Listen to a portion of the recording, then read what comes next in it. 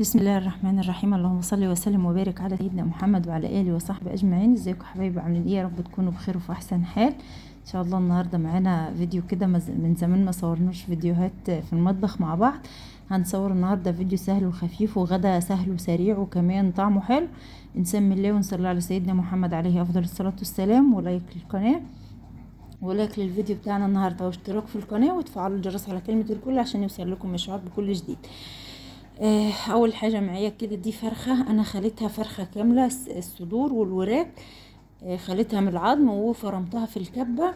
وكمان فرمت 3 بصلات وسط كده، فرمتهم فرم ناعم وحطيتهم في مصفى ناعمه، وان عليهم رشه ملح نزلوا الميه اللي فيها.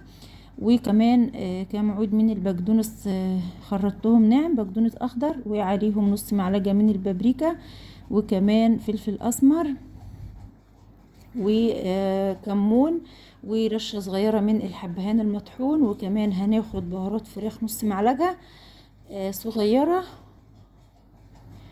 اللهم صل على سيدنا محمد. ده الحبهان هيل، البرطمانات دي اللي انا جبتها من ايكيا من السعودية، وكمان اللزج اللي عليها دي برضو جايباه من هناك. اخدنا كمان رشة من السبع بهارات ورشة من الكزبرة، وكمان هناخد شطة. الشطة دي كانت مخلية طعم الاكل بتاعنا تحفة النهاردة، رشة صغيرة كده هي حراجة.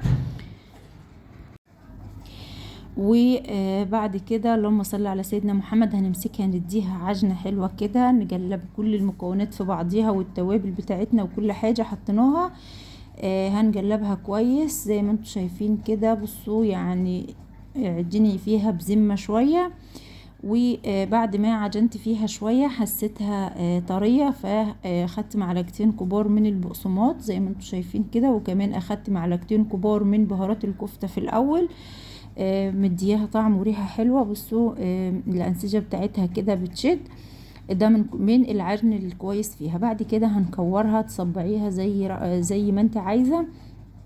هنعملها كور صغيرة كده. انا بصراحة كنت مكبراها شوية على اساس ان هي هتكش مني شوية في وهي بتستوي، بس صراحة لا ما كشتش ولا فتحت ولا اي حاجة، ما شاء الله عليها تحفة. هنعمل وصفة النهاردة جميلة مع بعض كده. صراحة انا اول مرة اعملها، وهحكي لكم الحكاية كده. واحنا بنعمل في الكفتة، انا طلعت الفرخة على اساس ان انا هخليها وهعمل بيتزا بالفراخ. وانا بخلي في الفرخة وقلت لا مش هعمل بيتزا، هعمل طواجن مكرونة بالفراخ. لا هعمل، بصوا قلت المهم انا هخلي الفرخة، المهم ان انا هخلي الفرخة، بس هعمل بيها ايه مش عارفة. جات لي الفكرة وانا بخلي فيها كده، فقلت لا طب انا هجرب اكلة كده اعملها، هشوف هتطلع حلوة ولا لا. بس ما شاء الله عليها تحفة، انا اول مرة اعملها صراحة، وهي جت معايا بظروفها كده بالصدفة يعني. جت في دماغي وانا بفرم بخلي الفرخة. هو الفرخة انا طلعتها وبخليها بس مش عارفة هعمل بيها ايه، فجت لي الفكرة دي فعملتها زي ما انتم شايفين. كورتها كلها معايا، ممكن تكوريها اصغر من كده. ودخلتها الفريزر حوالي 10 دقايق بس. وبعد كده جبنا طاسة زي ما انتم شايفين على النار بقى، صينية، طاسة، حلة، اي حاجة عندك هتسلك الامور. نسمي الله كده ونصلي على سيدنا محمد. واللايك ما تنسوش تحطوا اللايك علشان الفيديو بتاعنا الحلو النهاردة، وعلشان من زمان كده ما صورناش عشان نصور تاني فيديوهات في المطبخ. بصوا بقى هنحط شوية زيت، وهنحط معلقة سمنة بلدي. دي سمنة بقري، بصوا بس مش تحسوها بقري، تحسوا ان هي بيضة شوية زي الجمسي. هي دي بقري، وانا مسيحاها وحطاها في البرطمان. بصوا دي البرطمانات اللي جبناها من ايكيا برضو من السعودية. الطقم اللي شفتوه معايا كان فيه 17 علبة، يعني من العلب الكبيرة لحد علبة صغننة خالص كده. هنسخن السمنة بتاعتنا بالزيت، وبعد كده هننزل الكفتة اللي عملناها. بصوا انا كنت قلت هعمل شوية في الفرن، اعملها على الشيش كده واعملها في الفرن. لا هخلي الفرخة واعمل شيش طاووق واعمل رز بسمتي، لا هخلي الفرخة واعمل مش عارف ايه، لا هخلي الفرخ. في الاخر هي استقرت على الوصفة بتاعتنا دي النهاردة. هنحط الكور بتاعت الكفتة دي زي ما انتم شايفينها. انا رجعت تاني قلبتها في الدقيق شوية يعني بسيطة. قلبت شوية منها في الدقيق وانا بحطها تاني. ممكن تحطيها في الفريزر قبل ما تقلبيها في الدقيق، وممكن تجلبيها زي ما انا عملتها كده في الدقيق وتحطيها في الفريزر كده او كده شغال. هنحركها كده لحد ما تاخد لون معانا علشان ما تلزقش في الصينية وتتحمر، وبعد كده هنجلبها على جميع الاتجاهات لحد ما تاخد لون حلو معانا كده. اللهم صل على سيدنا محمد. حطوا لايك بقى، ما تنسوش تحطوا اللايك علشان الفيديوهات ما بتجيبش لايكات خالص، وكمان اللايكات هي اللي بتزود مشاهدات الفيديو، وكمان بتنشر الفيديو على اليوتيوب. فاتمنى ان انتم ما تنسوش تحطوا اللايك اول ما تفتحوا الفيديو كده، تحطوا اللايك الحلو اللي زيكم ده كده، مش بكهرب ولا بيعمل اي حاجه خالص، اضغطي بس على اللايك، ولا بتدفعي عليه فلوس ولا اي حاجه، ولا انا كمان والله باخد عليه فلوس. اللهم صل على سيدنا محمد. بصوا جلبناها زي ما انتم شايفين كده، وجبت طبق هنطلع اللي اتحمرت واخدت لون، كل شويه بحركها في الصينيه، واللي اتحمرت معانا هنطلعها زي ما انتم شايفين. عايزه اقول لكم انا اكلت منها 2 كده وهي متحمره. بصوا لو سبت نفسي وهودت نفسي كده كنت اكلتها كلها، طعمها تحفه. كمان الشطه حراجه مدياها سنه سبايسي كده ما شاء الله عليها، جربوها ومش هتندموا.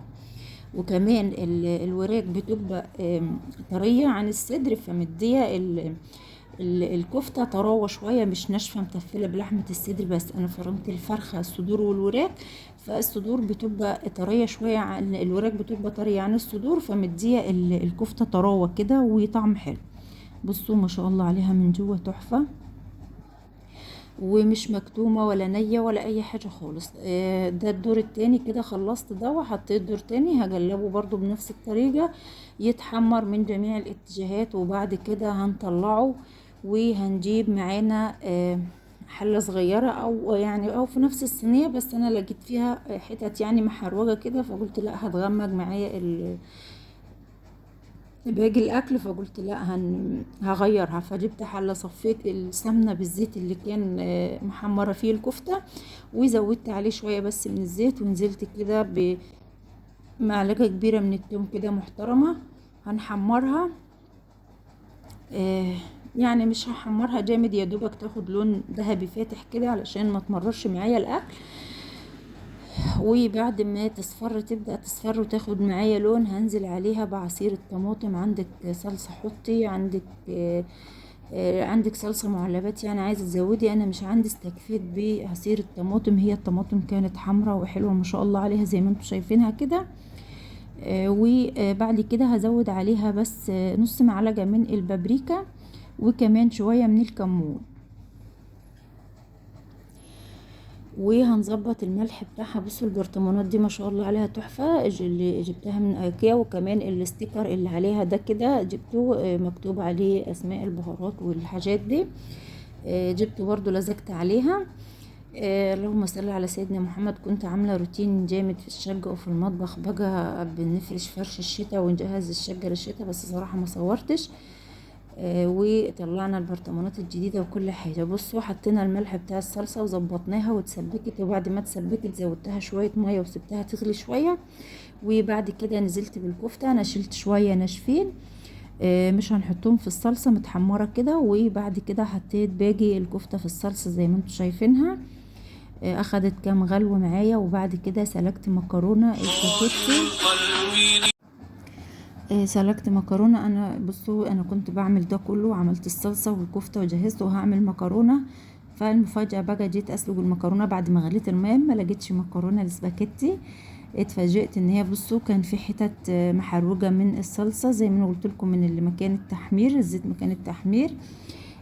وبعد كده بعت جبت مكرونة وسلقتها، وعملنا سلطة خضراء، وحمرت بطاطس وشوية مخلل حلوين كده، عاملينهم شطة بس شطة يعني شطة كافرة شوية، وليمون مخلل. وكمان سلقنا المكرونة بشوية زيت وملح، وبعد كده صفيتها في مصفى وحطيت عليها شوية زيت عشان تفضل مفلفلة زي ما انتم شايفينها. وغرفنا الكفتة على وشها بالصلصة زي ما انتم شايفين كده، وحطينا الكفتة الناشفة. وده كان غدانا، ودي الأكلة اللي أنا طلعت بيها النهاردة ما شاء الله عليها، أكلة تحفة. أتمنى تجربوها وتكونوا استفدتوا من الفيديو. ما تنسوش اللايك والاشتراك، والسلام عليكم.